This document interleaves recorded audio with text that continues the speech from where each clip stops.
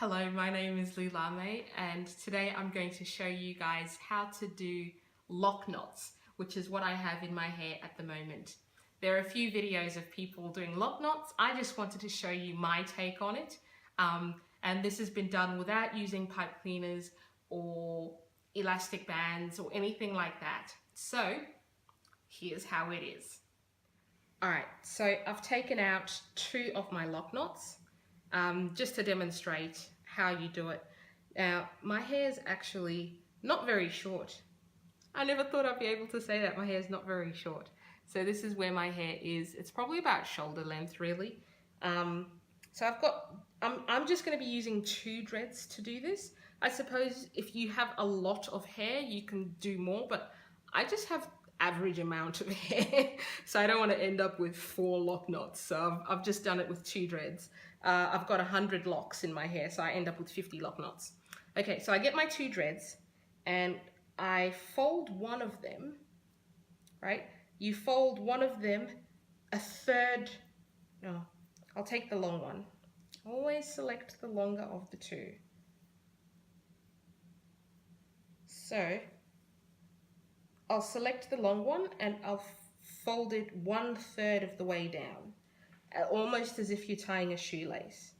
So fold that one and then get the second lock that's going to be involved in the knot and put them together like that, right? So you've got one loop, one full long lock, and then the tail of the looped dread.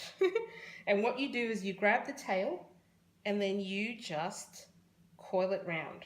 I don't like to make my coils super tight at the bottom because I don't want a very, very tight hairstyle. I want them to fall down and lay down as opposed to sticking up.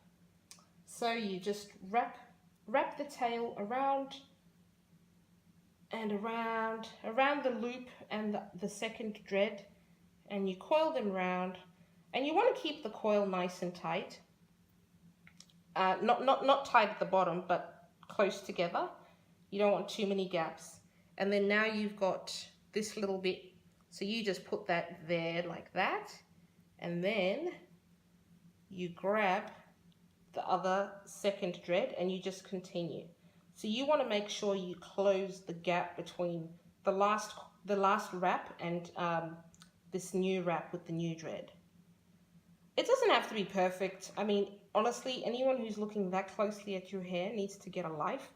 It's really just the effect that you have. So you continue and continue to coil, continue to coil, continue to coil, right? So you might not get it exact with the folded dread. You might end up with a little bit less or a little bit more, but with a bit of practice, you do start to become a better judge of how much you need.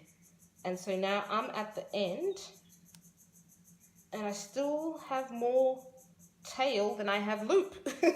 So you just push the coil further down.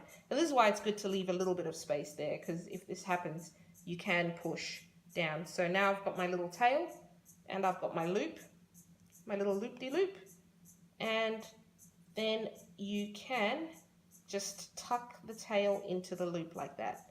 Give it a gentle pull, and there you go. So if it's your first time around, don't feel bad if you end up with a longer tail or not enough loop. Just do it a few times until you get better at judging it. You know, my dreads are fairly skinny. Your dreads might be fat. Just get a feel for it. But as you can see, there's no lacky bands holding this. There's no need for that. If you do find yourself with more tail, you've got more tail than you can handle, you might actually want to just fold it back and then just tie a lacky band. If you can't be bothered doing it again, that's fine. I'll show it to you a second time around, just so we're all on the same page. 2 dreads, right? And I get one of them and do a little loop as if I'm about to tie a shoelace. Stick those guys together and begin looping the tail. And you wrap the tail with, or wrap the loop with the tail. Wrap the loop with the tail until the tail is finished. right? With your little dude that's sticking out, keep him there and grab the other dread and continue the wrapping. Remember to try and make it as close to the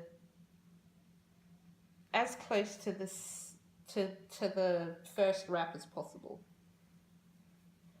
I'm doing this without a mirror, you guys. This is the level of them skills, okay? But you know, if it's your first time doing it, obviously use a mirror if you can. I've done this a few times, and you just get used to feeling it. Look, you're gonna get an arm workout. I'm not gonna lie, your hands will hurt a bit. Usually I'll just watch a movie and do this. So see, I'm running out of tail a little bit, so I'm just gonna push this down, get more. Now I'm just calling everything tail. That's not even tail. I'm running out of loop. All right, there we go. And if the ends of your dreads are not as stiff as mine are fairly stiff, but some of you guys might have quite fluffy dreads. If your dreads are fluffy at the end and not stiff enough to poke through the loop, what you can do is you can use a latch hook. So this latch hook is very handy.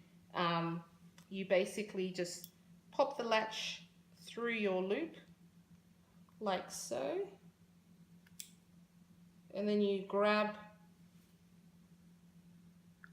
the tail, and then you pull it through like that.